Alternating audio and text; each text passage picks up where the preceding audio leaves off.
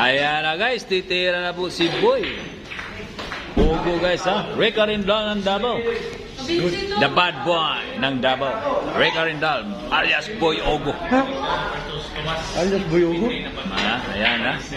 17 po ang partida nito guys. Binigyan po ang superstar ng Henry ng 17. Si Tomas Muratong. Ha? Ayan na po. Tumitira na po si Rick Arindal. Ang Boy Ogo ng Davao. Eret spatter. Kailangan alis to ang referee dito dahil talagang paspas to si bad boy ng Davao.